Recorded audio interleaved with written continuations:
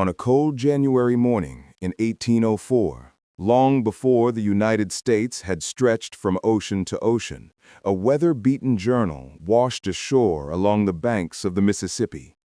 Its leather cover was torn, its pages swollen from water, but inside lay something so unbelievable that even President Thomas Jefferson would later call it an account too extraordinary to dismiss and too dangerous to ignore.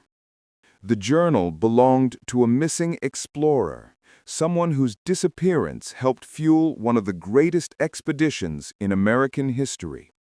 Someone whose name you know, someone whose fate you don't. What follows is the story hidden between those pages. A story of an American frontier that was wilder, stranger, and far more terrifying than the maps ever admitted. A story that begins with a single man, Meriwether Lewis. Part 1. The Journal That Shouldn't Exist. Chapter 1. The River Gives Back. The fisherman who found the journal never intended to be part of anything historical. His name was Elias Turner, a quiet man of the frontier who owned exactly 3 things he valued: a patched canoe, a good knife, and a stubborn belief that the Mississippi River could solve any problem if you waited long enough beside it. On the morning he discovered the journal, the sky hung low and pewter-colored, heavy with moisture. The river's surface churned with the restless energy of early winter, carrying with it uprooted branches, broken crates, and once a whole dead hog that had startled Elias so badly he had nearly tipped his canoe. But today was different. Today the river carried something unexpected. At first he thought it was just another piece of driftwood, a dark shape tumbling along the current.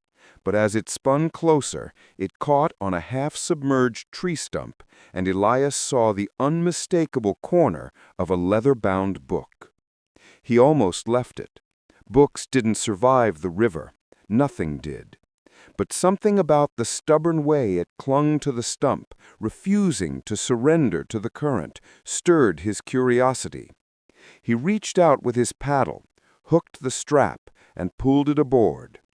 It was heavier than a waterlogged book ought to be, and warmer, strangely, as though it had not been in the icy river at all.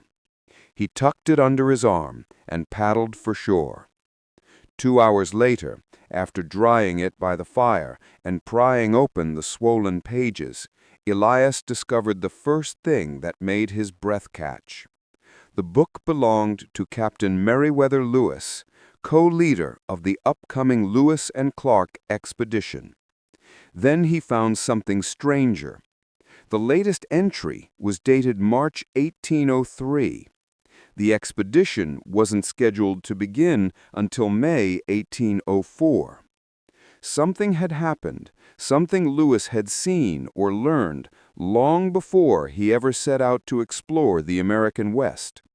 Something so immense that even Jefferson himself had tried to bury it in his journal. Chapter 2. You Will Not Believe Me. The first surviving entry was short.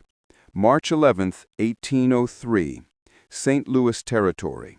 I have encountered a matter of urgent and unexplainable nature.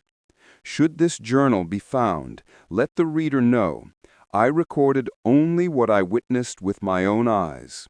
You will not believe me. I scarcely believe myself. Elias Turner wasn't a man easily unsettled, but something in Lewis's handwriting, a trembling, uneven script, set his pulse fluttering. He kept reading. Lewis described receiving a letter from President Jefferson summoning him to Washington with all possible haste.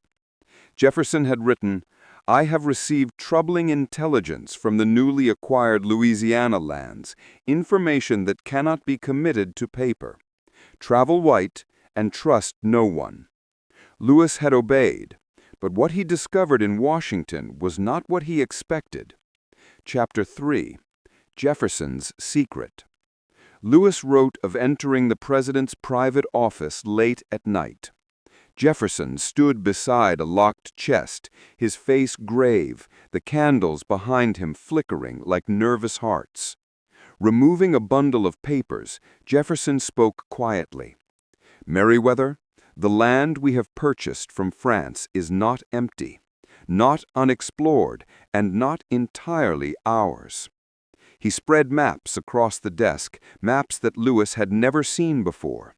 Maps drawn not by European hands, but by tribes whose names Lewis recognized only through whispered stories around distant fires.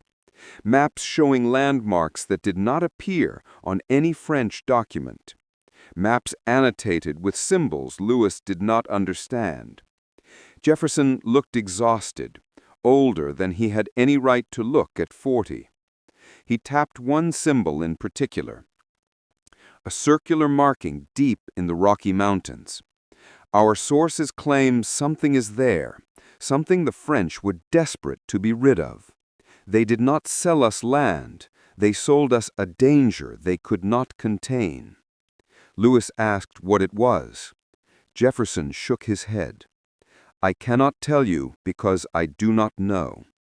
But 3 survey teams sent to investigate vanished entirely. Only one item was ever recovered.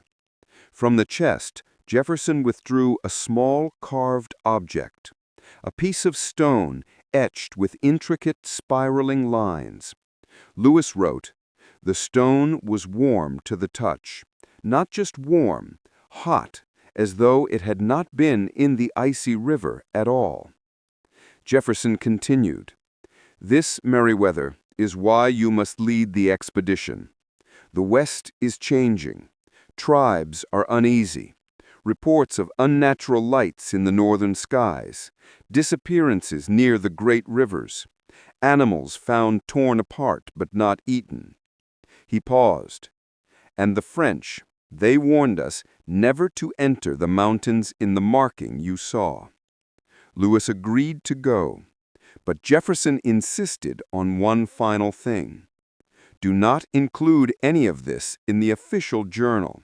History will forgive us for recording truths it is not prepared to face." Lewis obeyed that, too, in public, but he kept this secret journal for himself. And now, in the winter of 1804, it had resurfaced.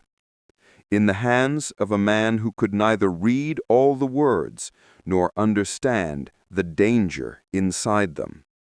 Chapter 4. The Men Who Wanted the Journal Back. Elias Turner might have kept the journal forever had it not been for one terrible mistake.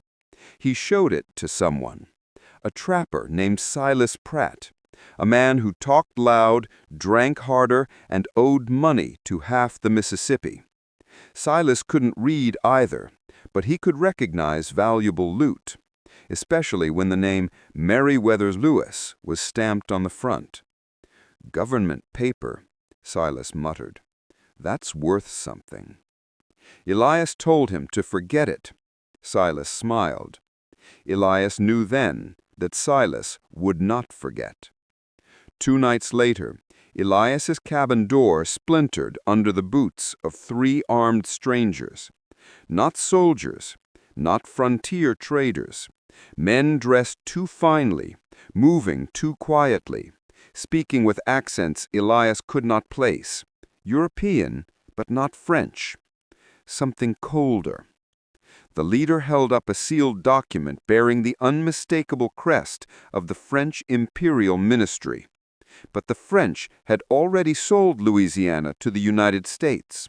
Why were they still here? The leader spoke. "We are looking for a journal. You will give us the journal." Elias swallowed. "Why?" A small smile tugged at the man's lips. "Because, Monsieur Turner, we lost it once. We do not intend to lose it again."